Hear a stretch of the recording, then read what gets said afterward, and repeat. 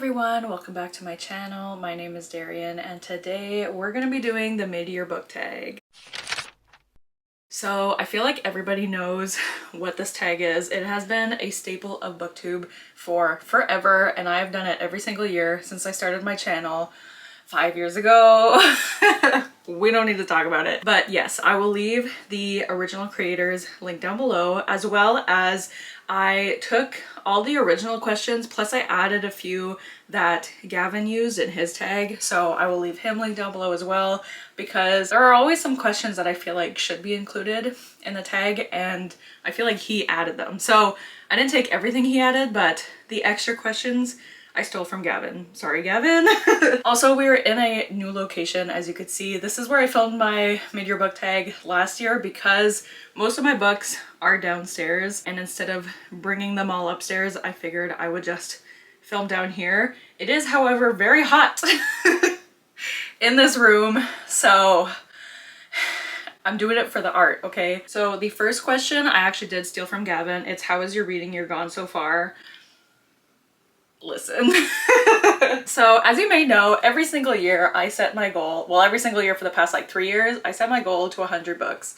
And one day I'm gonna do it. I fear that will not be this year. I really thought I could do it, but I am currently sitting at 40 books read so far this year, which is good, but not so good if I want to read 100 books by the end of the year. So in terms of my goal, it's not going super well, but in terms of my actual reading, I feel like it's going okay. I definitely would like to be reading more.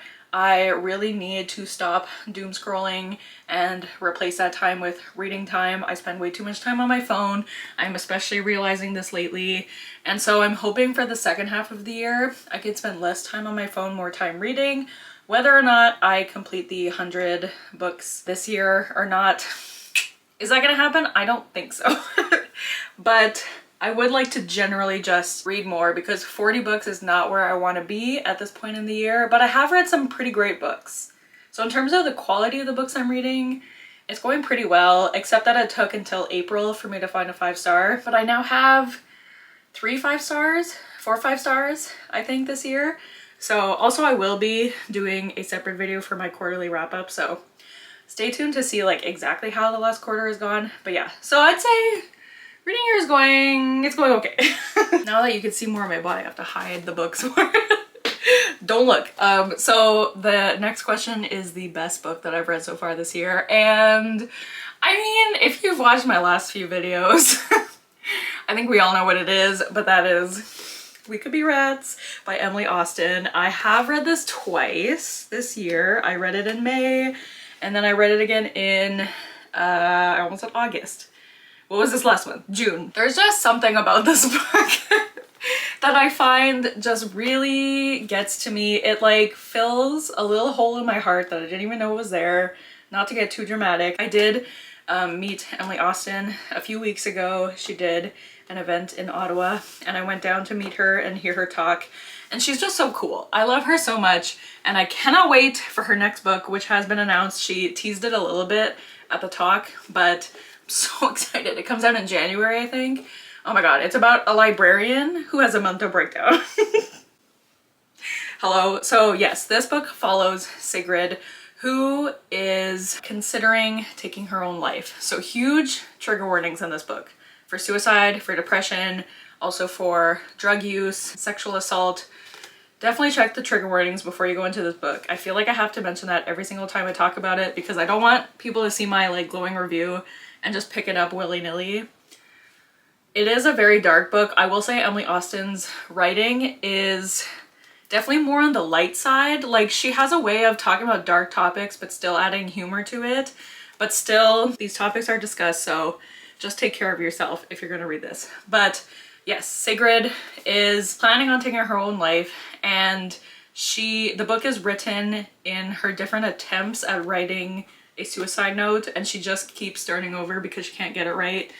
And it's just such a beautiful book about not only mental health but about sisterhood. It talks a lot about the relationship between Sigrid and her sister Margit, and I just love them so much. I saw myself in both those characters. I loved it. I love it so much. I love it so much. It has a piece of my heart. Is it my new favorite book of all time? I don't know. I'm stressing about it, but I love it. Okay, okay. So, oh my god, you can't, I need to cover these books. The next question is the best sequel I've read so far this year, and I think that has to go to Oathbound by Tracy Deonn. This is the third book in the Legendborn series, Legendborn Saga, whatever it's called, Legendborn Cycle, and I just love the series so much. This, I will say, was my least favorite of the trilogy, or not the trilogy, but of the series so far. However, I gave it 4.75 stars. Like, it wasn't quite a 5-star, but it was almost there, almost there. I will say the middle kind of dragged for me a little bit, but it was so nice being back with these characters again. These are some of my favorite characters I've ever read, Bree and Selwyn Kane, The Man That You Are, and Nick, and just all the side characters. I love them so much. I feel so connected to these characters, and I love Tracy Deonn's writing. So I cannot wait for the last book to come out. I am scared because the way this ended, Tracy, I'm scared. So yes, best sequel. Oh yeah, what's the best book I've reread so far in 2024? That's another book. That's another question that Gavin, do you see what book I could just grab? That's another question that Gavin added. I mean, obviously it's We Could Be Rats because I did read this twice this year. But I will also say Bloodmarked. I reread this before reading Oathbound. And this was just great. It's still a 5-star for me. Also, this is the beautiful, I think it's, yeah, the Fairy Loot edition. Look how pretty that is. But yeah, I love this book. I think this is my favorite book in the series. And I also reread The Hobbit this year because I was part of the Lord of the Rings read-along that Aaron hosted, and that was so much fun. I did not enjoy my reread of The Hobbit. That is my least favorite book in the Lord of the Rings series, but I finally read the Lord of the Rings series for the first time. It was my third time reading The Hobbit, but my first time reading the rest of the series, and that was just so much fun. I know I'm kind of going off the question, but I felt like I needed to talk about how I read the Lord of the Rings series this year. I feel like it's a big deal, okay? Everyone clap for me. Oh yes, new release I haven't read yet, but want to. Okay, so there's quite a few books I could say for this, but I'll say these two. So the first one is Fable for the End of the World by Ava Reed. I can't believe I haven't read this yet. I think it came out in, was it February or March? Look at these sprayed edges. Is it focusing? I don't know. But look at them. So pretty. Look at this cover. So pretty. This is a sapphic YA fantasy, and I love Ava Reed's writing. I've only read 2 of their books. One was A Study in Drowning, which is one of my favorite books. The other one was Wolf and the Woodsman? I think that's what it's called. Which I didn't love, but I love Ava Reed's writing so much. So if anything, I'm definitely gonna love the writing in this because I just love their writing. So I can't believe I haven't read this, but I definitely need to. And then the other one just came out, but that is The Poppy Fields by Nikki Erlich. Hey, this is kind of the same color as my shirt. Anyway, so if you don't know, The Measure by Nikki Erlich is one of my favorite books ever. I love that book so much. I love that book so much. I need everyone to read it. And so this is Nikki Erlich's next release. I am keeping my expectations lower because I don't think anything could be The Measure for me. But this one, I know it's like light sci-fi. Also, look at this. Like, look at these end papers. Do you see that? Wow, very nice. And also the sprayed edges. Do you see? Do you see? Very good. So this one is about, like, there's a sleeping pill that cures the brokenhearted or something like that. So she writes very human stories with like a touch of sci-fi, and I think that's like one of my favorite genres, is like very light sci-fi set in like an otherwise normal modern world. So these two definitely need to pick up soon. I'm sweating. Oh, okay, the next question is most anticipated release for the second half of the year. I mean, the first one's obviously Calabasas by R.F. Kuang. I am so excited. I feel like she wrote this book for me. If you don't know, I don't know how you wouldn't know, but R.F. Kuang is the author of the Poppy War series. She wrote Babel, which is my favorite book from her, and Yellowface, which I also loved. I still need to finish the Poppy War series, but I probably need to reread the first book. But anyways, Calabasas is about these two students, and they find out their like advisor or their teacher has died, and so they go down into hell to rescue them. Something like that. It sounds so good. And like R.F. Kuang, you know you're gonna get excellent writing. Like even if like Yellowface wasn't my favorite like plot that I've read from her, but you know her writing is gonna be excellent. So I can't wait for that. And then also The Theory of Dreaming by Ava Reid, the sequel to Study of Drowning.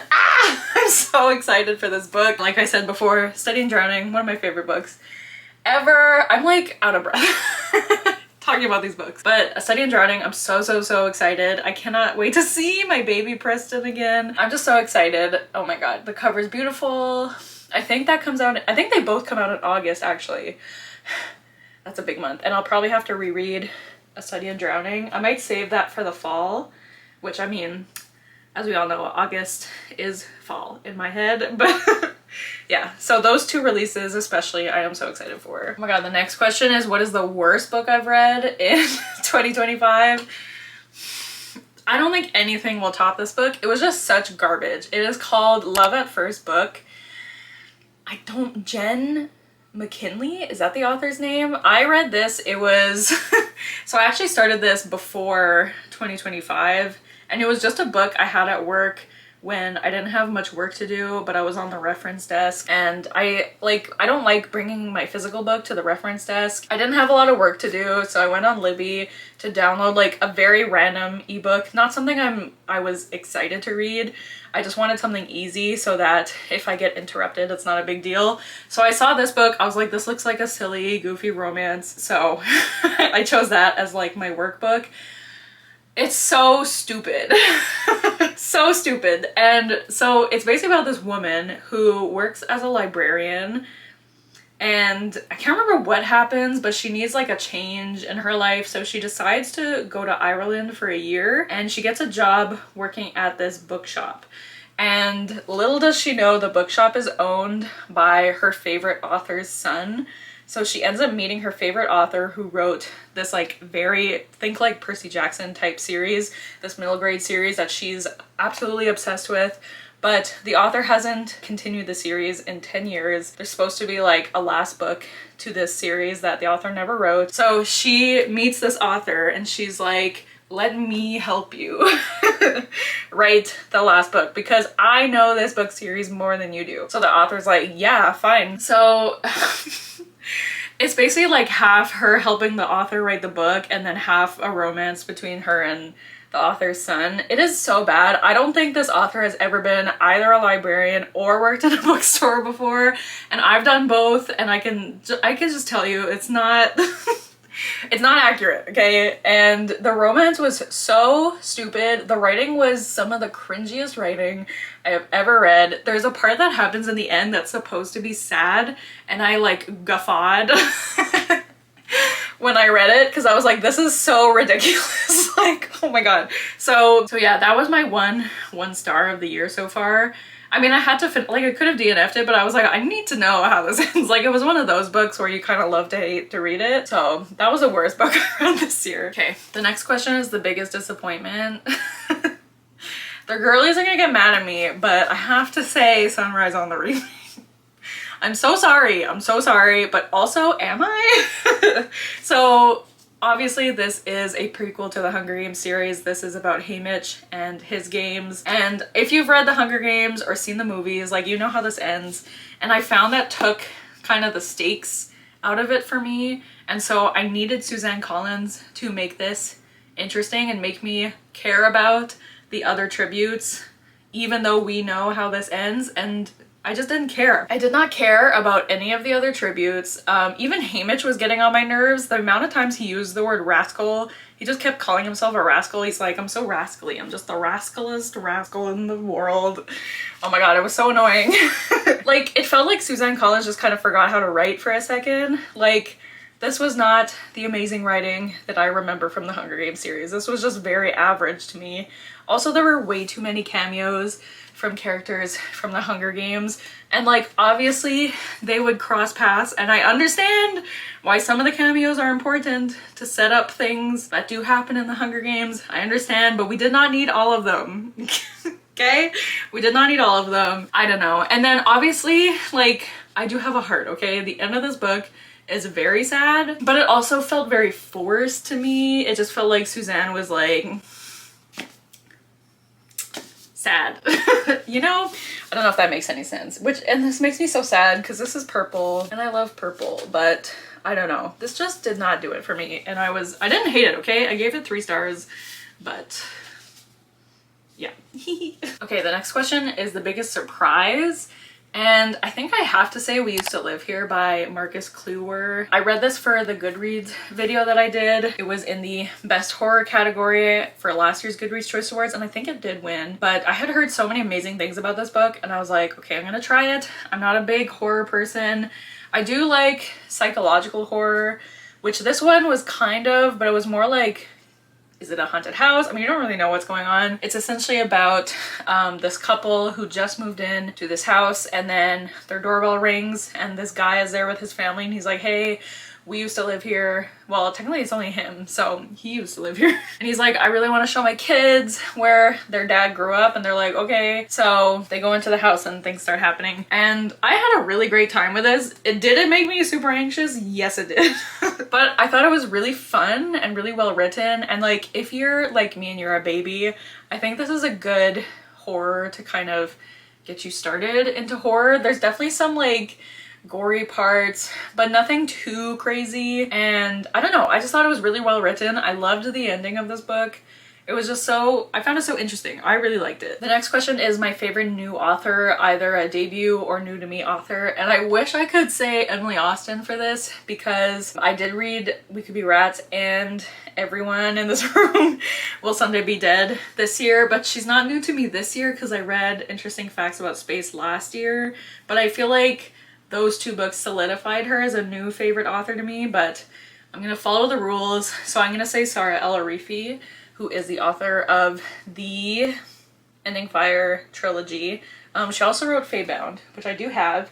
I have heard that that one is not as good as the Ending Fire trilogy, but I still want to read it because I love her writing so much. I love the characters and the world that she builds, and I am going to be talking about those books in just a second, so hold on. The next question is newest fictional crush, and like, I crush so easily on characters, but this year I did not have very many, so the only like real answer I have is Xavier from Say You'll Remember Me. I just loved him. I thought he was so sweet. I loved how much he cared for Samantha. I loved the lengths he took to be with her. I just love him.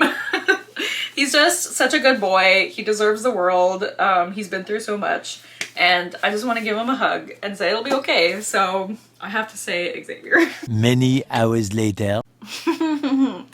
Hello. So it is a few hours after I filmed that video, and I was editing this video, and one of the clips was corrupted. I was able to save part of the clip, but not the whole thing.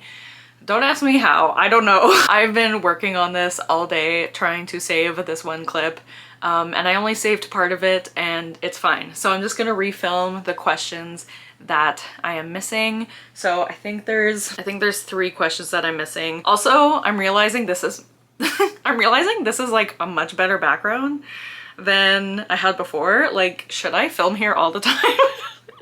I don't know, you see way more of my books. Anyways, I'm like, okay. So the last question I had answered was the book that, was the newest fictional crush. So the next question is my new favorite character, and that would have to be Anur from the Ending Fire trilogy. I'll put the second book cover up because that's her on the cover. I love Anur so much. She is so endearing. Like, even I don't normally like characters who are extremely naive because I find them very frustrating, especially if like you, the reader, know things that they don't. And you're just like, please just learn learn what I know. But she was just so endearing. I really, really loved her as a character. She She just made me so happy, and I loved seeing her growth throughout the first book and also the second book. And I'm scared to read the third book because of how the second book ended, but I love her so much. I think she's so strong, so brave, and I also see myself in her a little bit. Not me saying that after saying she's strong and brave, but there are parts of her character that I see myself in. So she is definitely my favorite character that I've read this year. Oh no, the book is up there. Okay, so next is a book that made me cry, and I'm gonna talk about Say You'll Remember Me Again. I think this is the only book that made me cry this year. We Could Be Rats definitely made me emotional. Everyone in This Room Will Someday Be Dead definitely made me emotional, but I think this is the only book that actually got me to produce tears. There was just something about this book. I mean, if you don't know, this book discusses heavily themes like dementia. Our main character, Samantha, her mother is going through dementia, and her and her family are helping her mother through that, and it is very devastating, and it felt very realistic. My grandparents had Alzheimer's, not dementia, so a little bit different, but it felt very realistic. Also, Xavier, his story definitely had some sad moments. He has abusive parents. There was a part in this book where at the end of the book he's talking to a certain someone and that scene just really got me. It really made me emotional, and I don't know, I know a lot of people aren't loving this book, but I really liked it. I would even say it's my favorite Abby Jimenez after Yours Truly. Okay, but for me it goes Yours Truly, Say You'll Remember Me, Part of Your World, Just for the Summer. That was also a disappointment, by the way, for this year, but yes, made me cry. And next is a book that made me happy, and like listen, we listen and we don't judge. This book made me so happy, and that is Things We Never Got Over by Lucy Score. Now, would I recommend this book? I don't know, because it's not really a good book, but it was so like what I needed in that moment. It was just a silly, goofy time. The characters are kind of infuriating. You're following this girl, Naomi, who recently left her husband-to-be at the altar, her fiance, if you will. And she goes to this small town where her twin sister lives. When she gets there, her twin sister is gone and has left her daughter that Naomi didn't know about. She's left her daughter for Naomi to take care of. So now Naomi is kind of like figuring out this new life in this small town, and now she's like the caretaker of this young girl. And she meets Knox. His name is Knox. And he's grumpy and he's mad at everybody, but he has a heart of gold.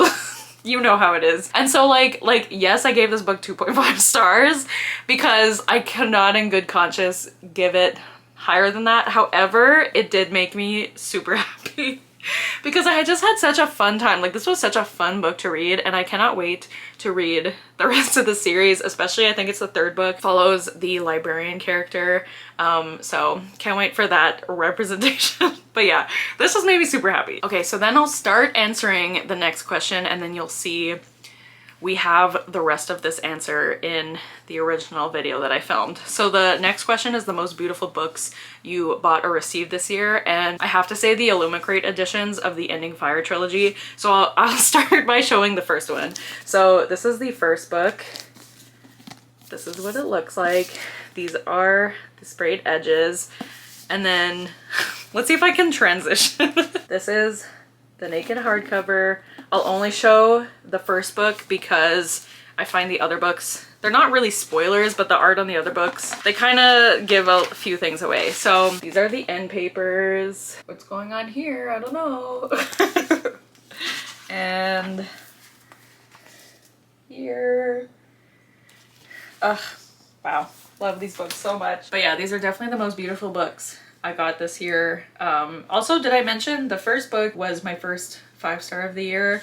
The second book I gave 4 stars, and I still need to read the third one, but yes, I just love this series. It's so unique, and like I mentioned, I love Sarah El Arifi's writing, and I cannot wait to read the third book and have my heart broken, probably. Okay, we're getting near the end. So the last question of the normal tag is, what books do you need to read by the end of the year?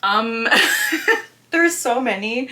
Like, I never know how to answer this question because, like, I don't know, everything. Technically, there's nothing I need to read by the end of the year. I don't have any prior engagements. I do have a book club with some of my friends, so I should probably read those books. I also need to do way better at my 25 and 25 challenge. I'll talk more about that in my quarterly update video, but it's not going so well, so I need to read more of my own TBR from before 2025. That's what the whole 25 and 25 is, in case you didn't know. Let me just look at my shelves. I mean, obviously there's The Poppy Fields and Fable that I need to read. I also need to read Emily Henry's new book, Great Big Beautiful Life, or whatever it's called. I really want to read The Favorites. I really want to read, oh my god, there's so many books. I don't know, everything. I'm just gonna say everything. I'm overwhelmed. Okay, so the next two questions are more about my channel and my goals. So the next question is my favorite video that I've made so far this year. And I mean the technical right answer, because this video came out on January 2nd. So it did come out this year, but that was my Buzzwordathon vlog. So if you haven't seen it, last year I did the Buzzwordathon, which is hosted by Kayla from Books and Lala, and each month I read a book that she had given 5 stars. Except for one month I couldn't find one, so I found one she gave 4 stars. But every other month I read a book she gave 5 stars, and I vlogged for the whole year.